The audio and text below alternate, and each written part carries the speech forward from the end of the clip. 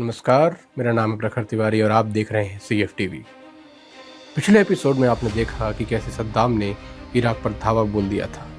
अब आगे 22 सितंबर 1980 सुबह के शुरुआती घंटे इराक के लड़ाकू विमान एक के बाद एक ईरान के एयरबेस की तरफ बढ़ रहे थे। कुछ ही मिनटों में धमाकों की आवाज़ पूरे देश में गूंजने लगी। सद्दाम हुसैन को भरोसा था कि अगर शुरुआत में ही ईरान की वायुसेना को तबाह कर दिया जाए तो यह युद्ध कुछ दिनों में ही खत्म हो जाएगा। यही रणनीति कुछ साल पहले इजराइल ने 6 दिन के युद्ध में अपनाई थी, लेकिन सद्दाम ने एक बहुत बड़ी गलती कर दी। इराकी विमानों ने कई एयरबेस पर हमला तो किया, लेकिन वे ईरान की वायुसेना को पूरी तरह नष्ट नहीं कर पाए।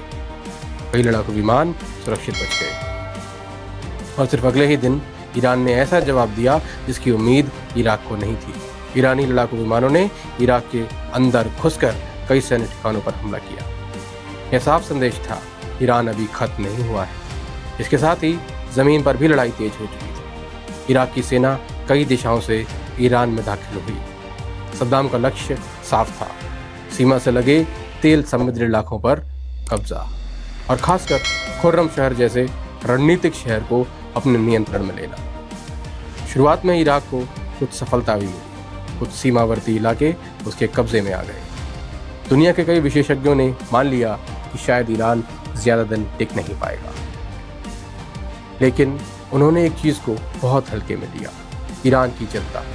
क्रांति को अभी ज्यादा समय नहीं हुआ था।